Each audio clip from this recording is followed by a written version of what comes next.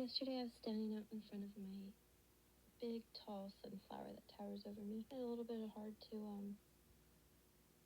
breathe. I was standing there, and all of a sudden I was guided to breathe really deep into my diaphragm and take really deep breaths.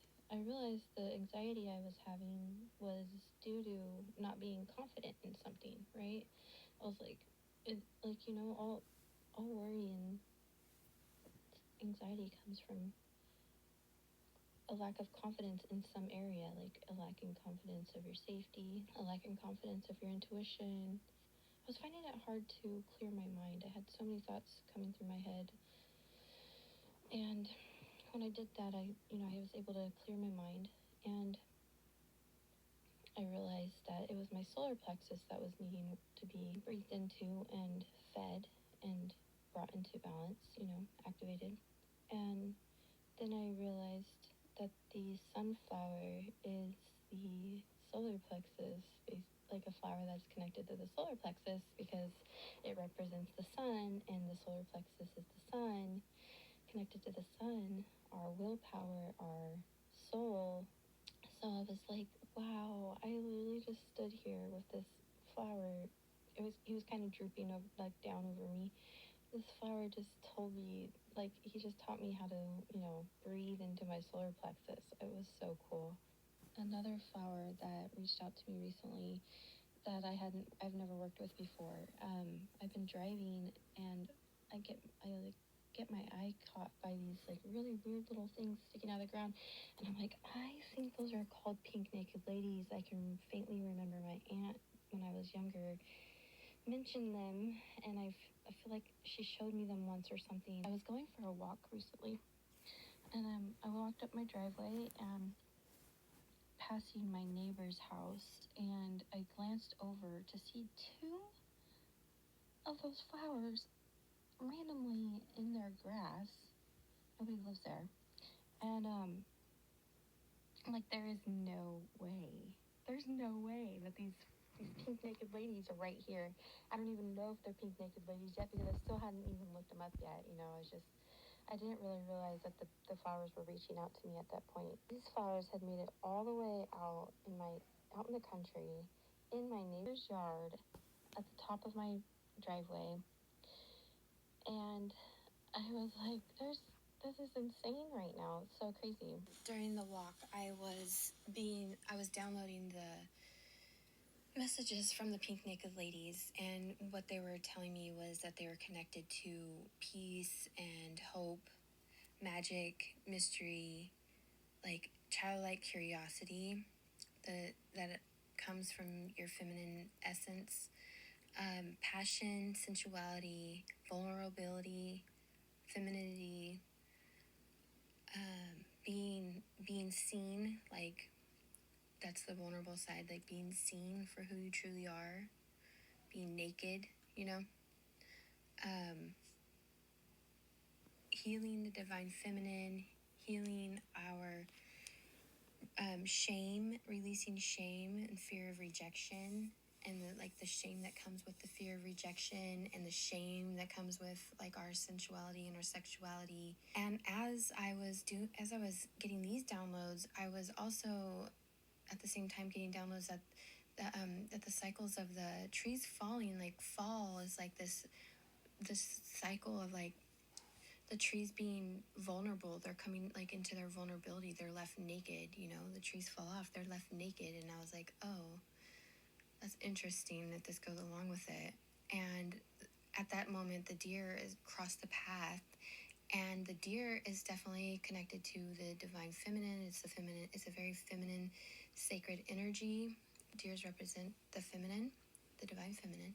Together with the sunflower now is that standing in our confidence, being confident to take our masks off, being naked, right?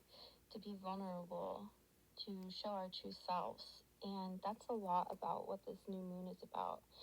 And it's really shedding the masks. It's taking them off, and it's standing in our authenticity and our nakedness, our vulnerability, our ability to show our true selves, because that's what needs to come through. That's the timeline that we want to be on. We don't want to be on a false timeline, and our masks, each and every one of our masks connect. I'm channeling this right now. Each and every one of our masks connects us to a different timeline, a false timeline.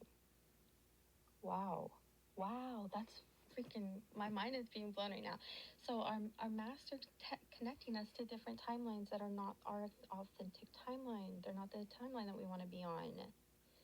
That's what, oh wow, okay. Because you know, the mask is going to hold a vibration. It's falseness. It's a vibration of wounds. It's a vibration of this. So that means that it's going to connect you to the timelines of those things. That's so interesting. I love that. Yeah, so we're being offered this moment, this time to really shed our shadow, because our masks are our shadow, right? It's these things that we've created to protect ourselves because we felt fear, and we've got all these things, right? Along all was this harvest spider. He was really cool. It looked so CGI. It did. It like even the colors and the leaves and stuff, it looks so CGI, you know. And I know when I'm seeing things through that lens of my eyes, that all the chemicals are doing the right things to connect me to the higher timeline of being able to see the vibrations in a different way. You know, it's like walking and stuff. Walking and music is really singing is really one that puts me at my top of my vibration of being able to see the colors, and I see this specific world.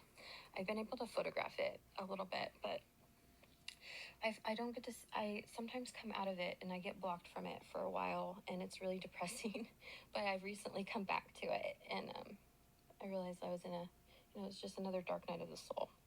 What I realized that the message of the Harvest Man was trying to tell me was that we were in the time of harvesting the rewards that we've put in for our efforts of building this new earth and doing all the inner work and all that we've all been doing as a collective together.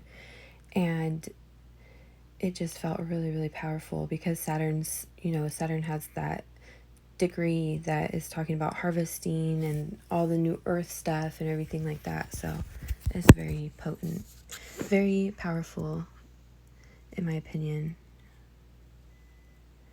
And then I came across this little beetle, and he was carrying a harvest of food in his mouth. The beetle also represents rebirth and transformation, and it felt like a big completion.